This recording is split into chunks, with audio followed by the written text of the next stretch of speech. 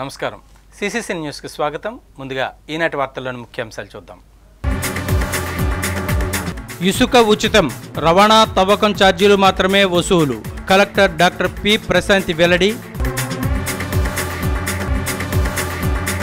మాజీ MP Morgan Bharat Ram ఆత్మవిమర్శ చేసుకోవాలి. ఆదిరెడ్డి వాసు హితవు. ఉల్లితోట బంగారయ్య స్కూల్కు అల్లూరి పేరు పెట్టాలి. ఎంపీకి జాతీయ అల్లూరి సీతారామరాజు యువజన సంఘం విజ్ఞప్తి. ఇసుక రవాణా తవ్వకం ఛార్జీలు మాత్రమే వసూలు చేస్తామని కలెక్టర్ డాక్టర్ పి ప్రశాంత్ తెలిపారు. ఉచిత ఇసుక పాలసీ విధానంలో వినియోగదారుల నుంచి కేవలం ఇసుక త్రవ్వకం, రవాణా, పరిపాలనాపరమైన ఖర్చులను మాత్రమే వసూలు చేస్తారని కలెక్టర్ పి ప్రశాంత్ వెల్లడించారు. రాష్ట్ర ప్రభుత్వం తరపున రుసుము వసూలు చేయడం తగదని స్పష్టం చేశారు. లాభాపేక్ష లేకుండా వినియోగదారులందరికీ సరసమైన ధరకు ఇసుక సరఫరా మన లక్ష్యమని తెలిపారు. ఆ మేరకు రాష్ట్ర ప్రభుత్వం నిర్దేశించిన ఉచిత ఇసుక పాలసీ విధి విధానాలు క్షేత్రస్థాయిలో వినియోగదారులకు విస్తృత స్థాయిలో అవగాహన కల్పించాలన్నారు. శనివారం ఉదయం రాష్ట్ర ప్రధాన కార్యదర్శి నీరబ్ కుమార్ ప్రసాద్ జిల్లా కలెక్టర్లతో ఎన్టీఆర్ భరోసా పింఛన్లు, ఉచిత ఇసుక పాలసీలపై విజయవాడ నుంచి దృశ్య శ్రవణ సమావేశం నిర్వహించారు. స్థానిక కలెక్టరేట్ నుంచి కలెక్టర్ తదితరులు పాల్గొన్నారు. అనంతరం కలెక్టర్ అధ్యక్షతన తూర్పుగోదావరి జిల్లా స్థాయి ఇసుక సమావేశం నిర్వహించారు. ఈ సందర్భంగా కలెక్టర్ మాట్లాడుతూ రాష్ట్ర ప్రభుత్వం ప్రకటించిన ఆదేశాల మేరకు జిల్లాలో ఉచిత ఇసుక పంపిణీ పాలసీ విధానంలో జవాబుదారీతనం కలిగి మార్గదర్శకాలు ఖచ్చితంగా అమలు చేయాలని, ఆ మేరకు వినియోగదారులందరికీ ఎటువంటి ఇబ్బందులు లేకుండా విధి విధానాలు అమలు చేయాలని జిల్లా కలెక్టర్ డాక్టర్ పి ప్రశాంత్ స్పష్టం చేశారు. స్టాక్ పాయింట్ వద్ద డిప్యూటీ తహసీల్దార్, ఆ పై స్థాయి అధికారి ప్రత్యక్ష పర్యవేక్షణ చేయడం జరుగుతుందని, 3 షిఫ్టుల్లో విధులను నిర్వర్తించేలా విధులను కేటాయించాలని అన్నారు. ఉచిత ఇసుక పంపిణీ విధానం సమర్థవంతంగా అమలు చేసేలా జిల్లా స్థాయి ఇసుక కమిటీ ప్రధాన పాత్ర పోషించాలని స్పష్టం చేశారు. 20 టన్నుల వరకు వ్యక్తిగతంగా ఆధారాలు, వివరాలు తీసుకుని ఇసుక సరఫరా చేయాలని, ఆపై డిఎల్ఎస్సి ద్వారా సమీక్ష నిర్వహించి అనుమతులు జారీ చేయాల్సి ఉంటుందన్నారు.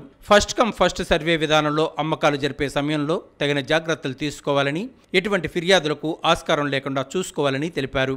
జిల్లా డివిజనల్ స్థాయిలో ఎన్ఫోర్స్మెంట్ బృందాలు ఆధ్వర్యంలో నిరంతర పర్యవేక్షణ బాధ్యతలు చేపట్టాల్సి ఉంటుందన్నారు. ఆయా స్టాక్ పాయింట్స్, డిసిల్టేషన్ పాయింట్స్ వద్ద మండల్ రెవెన్యూ, స్టేషన్ హౌస్ ఆఫీసర్తో కూడిన నిరంతర పర్యవేక్షణ చేయాలని కలెక్టర్ పి ప్రశాంత్ తెలిపారు. ఇసుక రవాణా కోసం వినియోగించే వాహనాలు స్టాక్ తీసుకుని వెళ్లగలిగే స్థాయి వివరాలు, జీపీఎస్ ట్రాకింగ్ పై దృష్టి పెట్టాలని కోరారు. ప్రస్తుతం అందుబాటులో ఉన్న ఇసుక సక్రమంగా రవాణా అయ్యేలా ధరల నియంత్రణ విషయంలో ప్రత్యేక నిఘా పెట్టాలని పోలీసు, రెవెన్యూ, సెబ్ల సంయుక్తంలో ఆధ్వర్యంలో బృందాలు ఏర్పాటు చేయాలని ఆదేశించారు. కొత్తగా డిసిల్టేషన్ చేసేందుకు ఏజెన్సీలు, బోట్స్ మ్యాన్ సొసైటీ టెండర్ ప్రకటన ద్వారా ఎంపిక చేయాల్సి ఉంటుందని, ఆ మేరకు చర్యలు తీసుకోవాలని కమిటీలో నిర్ణయించడం జరిగింది. తొలుత రాష్ట్ర ప్రధాన కార్యదర్శి నీరబ్ కుమార్ ప్రసాద్ మాట్లాడుతూ జూలై 1వ తేదీన ఎన్టీఆర్ భరోసా పింఛన్లు సమర్థవంతంగా పంపిణీ చేయడం ద్వారా 99.08% మందికి అందించడం జరిగిందని, ఇది అభినందనీయమని అన్నారు. రాబోయే నెల నుంచి మరింత సమర్థవంతంగా పంపిణీ కోసం ప్రతికూల అంశాలను దృష్టిలో పెట్టుకుని అందుకు అనుగుణంగా చర్యలు తీసుకోవడంపై ప్రత్యేక దృష్టి పెట్టాలన్నారు. ఇసుక పాలసీ విధి విధానాలు, జిల్లా స్థాయి ప్రణాళికలపై దిశానిర్దేశం చేశారు. సబ్ కలెక్టర్ అశుతోష్ శ్రీవాత్సవ, జిల్లా రెవెన్యూ అధికారి G Narasimhulu, RDO A Chaitravarshini, జిల్లా గనులు మరియు భూగర్భ శాఖ అధికారి M Subrahmanyam, SEB ASP P Somasekhar, ASP M Rajasekhar, irrigation DRDA PD RWS DPO, ఇతర అధికారులు ఈ సమావేశంలో పాల్గొన్నారు.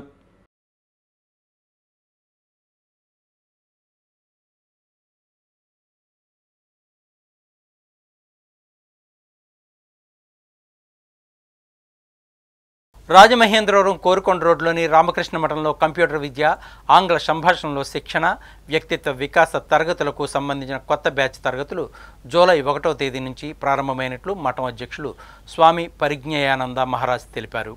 రాజమహేంద్రవరం కోరుకొండ రోడ్లోని రామకృష్ణ మఠంలో కంప్యూటర్ విద్య, ఆంగ్ల సంభాషణలో శిక్షణ, వ్యక్తిత్వ వికాస తరగతులకు సంబంధించిన కొత్త బ్యాచ్ తరగతులు జూలై 1వ తేదీ నుంచి ప్రారంభమైనట్లు మఠం అధ్యక్షులు స్వామి పరిజ్ఞానంద మహారాజ్ తెలియజేశారు. యువకులు, పురుషులకు ప్రతిరోజు ఉదయం 6:30 నుంచి 8:30 వరకు, యువతులు, మహిళలకు సాయంత్రం 5:30 నుంచి 7:30 వరకు జరుగుతాయని తెలిపారు. కంప్యూటర్ విద్యలో భాగంగా డీసీఏ, టాలీ, సి లాంగ్వేజ్ కోర్సుల్లో శిక్షణ ఇస్తారని పేర్కొన్నారు. అలాగే అలాగే ప్రతి ఆదివారం ఉదయం 9 గంటల నుంచి 10 గంటల వరకు యువ జాగృతి పేరిట వ్యక్తిత్వ వికాస్ తరగతులు నిర్వహిస్తున్నట్లు వెల్లడించారు. ఇతర వివరాలకు రామకృష్ణ మఠంలో సంప్రదించాలని సూచించారు. ముందుగా వచ్చిన వారికి ముందు అవకాశం కల్పిస్తామని, సీట్లు పరిమితంగా ఉన్నాయని వెల్లడించారు. నేటి యువత ఉద్యోగ అవకాశాలు అందిపుచ్చుకునేందుకు కంప్యూటర్ విద్య, ఆంగ్ల సంభాషణలో ప్రావీణ్యం ఎంతో అవసరమని, అలాగే మానసిక ఒత్తిళ్లు తట్టుకునేందుకు వ్యక్తిత్వ వికాసం కూడా అవసరమని పేర్కొన్నారు. అందుకే ఈ అవకాశాన్ని సద్వినియోగం చేసుకోవాలని పిలుపునిచ్చారు. తొలి దళిత ఉప ప్రధాని బాబు జగజ్జీవన్ రామ్ 38వ వర్ధంతి సందర్భంగా ఆయనకు పలువురు నాయకులు ఘనంగా నివాళులర్పించారు. చర్చిపేటలోని మాజీ ఉప ప్రధాని జగజ్జీవన్ రామ్ విగ్రహం వద్ద 38వ వర్ధంతి కార్యక్రమాన్ని రాష్ట్ర ఎంఆర్పీఎస్ నాయకులు వెంట్రపాటి వీర్రాజు ఆధ్వర్యంలో నిర్వహించారు. ఈ కార్యక్రమానికి ముఖ్య అతిథిగా విచ్చేసిన ఎస్సీ ఎస్టీ ఉద్యోగుల సంక్షేమ సంఘం జిల్లా అధ్యక్షుడు కోరుకొండ చిరంజీవి హాజరయ్యారు. ఎస్సీ ఎస్టీ నాయకులు తాళ్లూరి రాజేంద్ర ప్రసాద్, దొండపాటి క్రిస్టఫర్, పలివెల రాజు, మల్లవరపు కృపారావు, అనపర్తి పెద్దమందపల్లి బాబురావు తదితరులు పాల్గొన్నారు. జీవితాన్ని అధ్యయనం చేసి ఆయన చేసిన దానికంటే ఎక్కువ చేయకపోయినా ఆయన బాటలో నడాలని కోరుకుంటున్నాం. ముఖ్యంగా ఈరోజు మన బడుగు బలహీన వర్గాల కోసం ఎంత కృషి చేశారు. ఆయన చేసింది ఆహార శాఖలో చేసిన ఎఫ్సిఐ పెట్టారు కాబట్టి ఆహార కొరత లేకుండా ఎవరు చనిపోకుండా ఉన్నారు. అది గుర్తించాలి ప్రతి ఒక్కరు కూడా. ఆయన సేవల్లో రక్షణ శాఖ ఏ శాఖకు తీసుకున్నా సరే ఎంతో సక్రమంగా చేసిన మహా వ్యక్తి.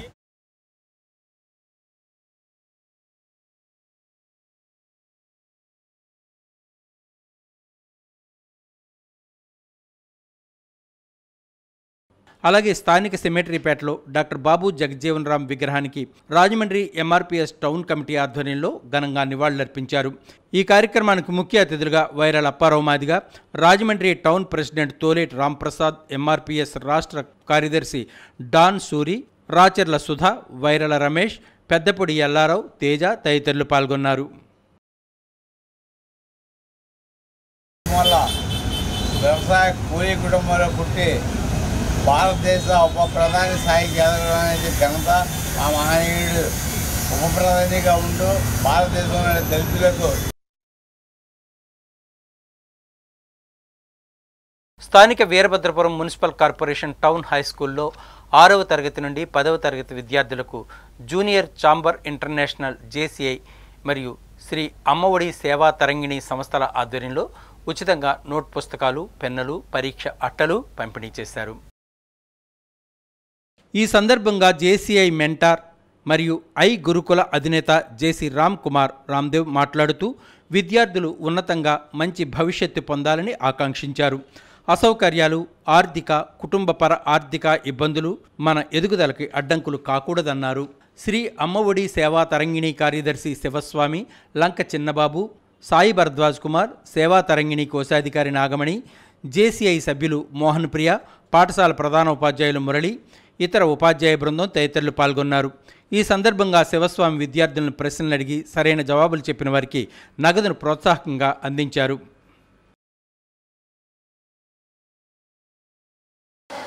అధ్యాపక బృందం ఎవరైతే ఉన్నారో ప్రిన్సిపల్ గారు ఎంతో ఆరాటపడుతున్నారు మీరు బాగా ఎదగాలి అనే ఉద్దేశంతో వారికి, అదేవిధంగా ఇప్పుడు ఇక్కడ విచ్చేసిన అధ్యాపక బృందానికి, పాత్రికేయ విభాగానికి మీ అందరికీ కూడా ధన్యవాదాలు. శ్రద్ధగా విన్నందుకు. మీరు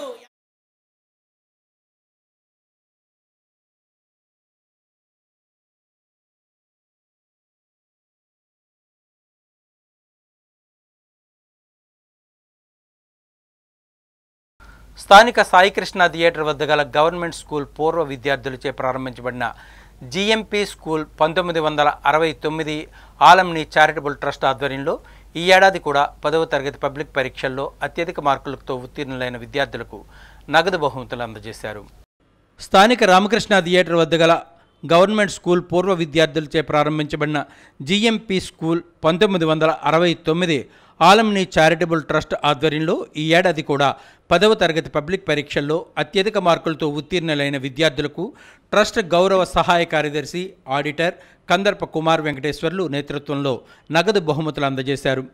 ఈ స్కూల్లో అత్యధికంగా మార్కులతో ప్రథమంగా నిలిచిన ఎస్ఎల్ రామ్ చరణ్కు నగదు బహుమతి 10,000 రూపాయలు, ద్వితీయ బహుమతిగా పి ఆదిత్య శ్రేణుకు 8,000 రూపాయలు, తృతీయ బహుమతిగా కె ప్రవీణ్కు 5,000 రూపాయలు, అలాగే 6 సబ్జెక్టులలో ఉత్తమ మార్కులు సాధించిన 6 విద్యార్థులకు సబ్జెక్టుకు 1,116 ట్రస్ట్ చొప్పున డీడీలు అందజేస్తూ రాబోయే విద్యా సంవత్సరం 2024-25కు ఈ స్కూలు విద్యార్థి రాజమహేంద్రవరానికి అత్యధిక మార్కులు సాధించి ఉత్తీర్ణత సాధిస్తే ఆ విద్యార్థికి ప్రోత్సాహక అదనపు బహుమతిగా 10,000 రూపాయలు ఇవ్వాలని ట్రస్ట్ నిర్ణయించిందని తెలిపారు. ఈ కార్యక్రమం కోశాధికారి సిహెచ్విఎస్ నరసింహారావు పర్యవేక్షణలో జరిగింది. ముఖ్య అతిథి ఆడిటర్ ఏఎల్ నరసింహారావుని సన్మానించారు. కార్యక్రమంలో Devata Sudhakar, doctor NSR Murthy, advocate K Ramana, CH Sandhyarani, college school staff తదితరులు పాల్గొన్నారు. ఇదే స్కూల్లో చదువుకుని అదే స్కూల్లో చదివేటువంటి విద్యార్థుల మీద ఉన్న మమకారం, శ్రద్ధతోటి ఈ ట్రస్ట్ వారు ఎంతో ప్రోత్సాహకాలను ఇస్తూ ఎప్పటి నుండో గత 2 దశాబ్దాలు ఇందాక నుంచి చెప్పినారు పాలెపు పళ్ళంరాజు గారిని మా హెడ్ మాస్టర్ గారు ఉండేవారు. ఆయన ఎప్పుడు మా హృదయాల్లోనే ఉంటారు. నేను తెలుగు మీడియంలో చదివాను. గణితం వస్తే అన్ని సబ్జెక్టులు వస్తాయని అని చెప్పేవారు. అంత ఇష్టపడి మ్యాథమెటిక్స్. వారి కోరిక ఏంటంటే మిమ్మల్ని ఎక్కడో ఐఏఎస్, ఐపీఎస్, ఒక డాక్టర్ గానో, ఒక ఇంజనీర్ గానో దేని కిందో చూడాలని చెప్పి వాళ్ళు ఎంతో కలలకంటూ మిమ్మల్ని ఈ రోజున ఇలా పెంచుకుంటూ వస్తున్నారంటే వాళ్ళకు ముందుగా మీరందరూ కలిసి ఒక్కసారి చేజేలి పలకాలని కోరుతున్నాను. చప్పట్లు. పిల్లలు, ఆ లెక్చరర్లు, స్టాఫ్ వాళ్ళందరూ కూడా వాళ్ళందరికీ కూడా చాలా థ్యాంక్స్. స్టూడెంట్స్ కూడా ఎంతో ఎజైల్ అండ్ యాక్టివ్గా చాలా ఉత్సాహంగా ఉన్నారు. అని చూస్తుంటే ఈ ఉత్సాహమే అవసరం. వారికి ముందర పిల్లలు ఎంత ఉత్సాహంగా ఉంటే అంత చక్కగా చదువుకోగలరు. పిల్లలకి ఆ ఒక్క చదువే కాకుండా ఈ ఆటల్లో, స్పోర్ట్స్లో కూడా ప్రావీణ్యం తెచ్చుకోమని కూడా సందేశం ఇచ్చాం.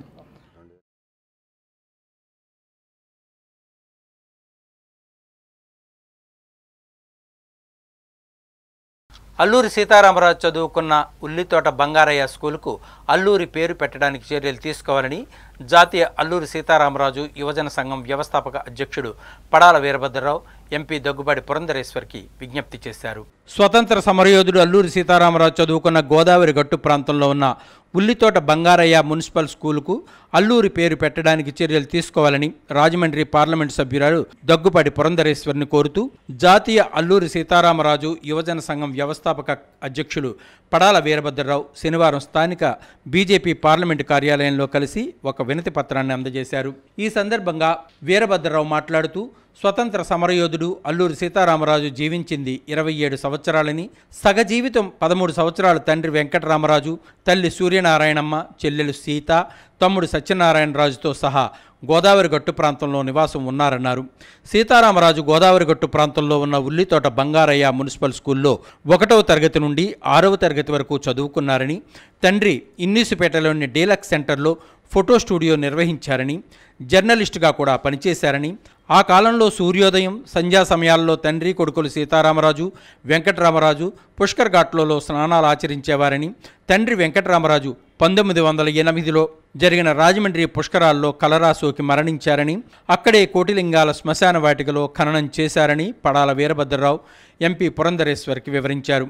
ఈ కార్యక్రమంలో జాతీయ అల్లూరి సీతారామరాజు యువజన సంఘం కార్యవర్గ సభ్యుడు పడాల రమేష్ కుమార్ తదితరులు పాల్గొన్నారు.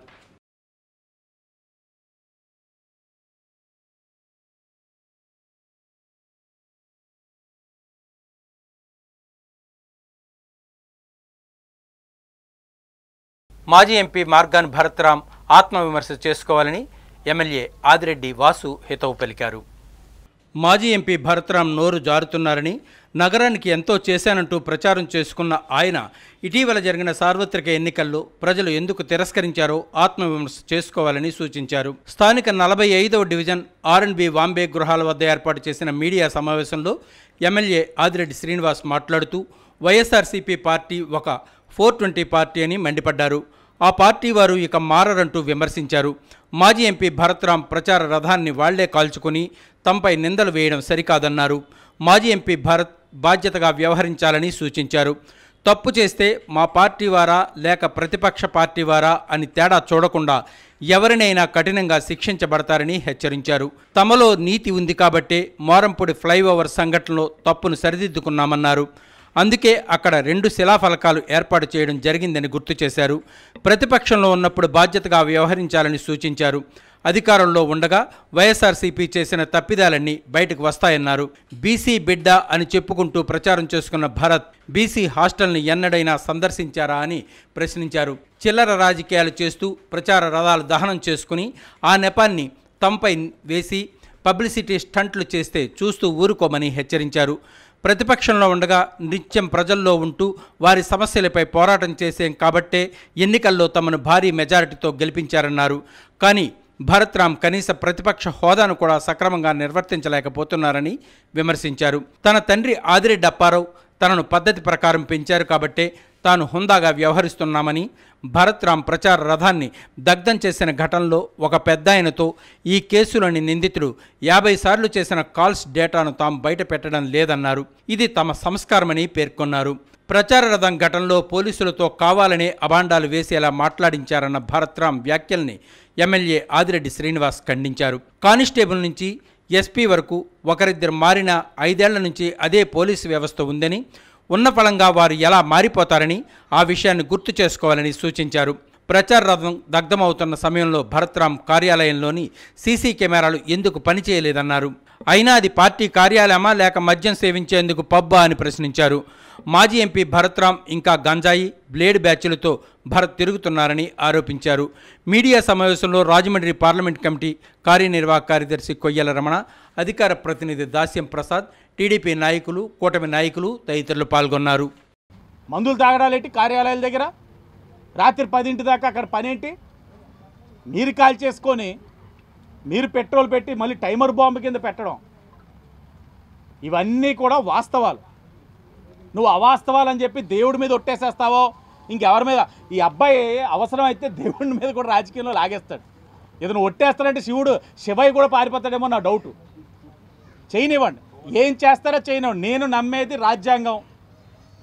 నా కారులో ఎప్పుడూ ఆ బుక్ ఉంటుంది. నాకు అనుమానం ఉంది మీరు అడుగుతారని. నేను నమ్మే రాజ్యాంగం, నేను దేవుళ్ళ కింద భావించే ప్రజలు సాక్షిగా చెప్తా ఉన్నా. రాజకీయం కోసం ఈ ఆటలన్నీ ఆడుతూ ఉన్నారు, ప్రజలు గమనించగలరు. నెల రోజుల్లోనే ఇంత అవసరమా? నెల రోజుల్లోనే నీ ప్రచార రథం కాల్ చేసుకొని వెంటనే హీరో అయిపోవాలా? ఇప్పటికీ చెప్తా ఉన్నాం, నీ పద్ధతి నీదే. నువ్వు రాజకీయంగా ఏం లబ్ధి పొందుతావో పొందుకో. నేను దేవుళ్ళుగా భావించే ప్రజలకి విజ్ఞప్తి చేస్తూ ఉన్నాను. వీరు చేసిన రాజకీయాలని చూడండి, వీళ్ళు చేసిన నష్టాలని చూడండి. రాజమండ్రి సిటీలో ఇప్పటికైనా తిరస్కరించారు, కానీ ఇంకా ఆడుతున్నారు. మీరు అసలు వైసీపీ పార్టీ ఎలాంటి ఆలోచనతో ఉన్నదన్నది తెలియజేయాలి. మరలా చెప్తున్నా, ప్రధాన ప్రతిపక్ష పాత్ర అన్నది చేయగలరా లేదా ఆలోచించుకోమనండి. చెయ్యలేకపోతే ఇంకే విధానాలతో వెళ్తే ఆ 11లో 1 లేసిపోయి 1 ఉంటుంది.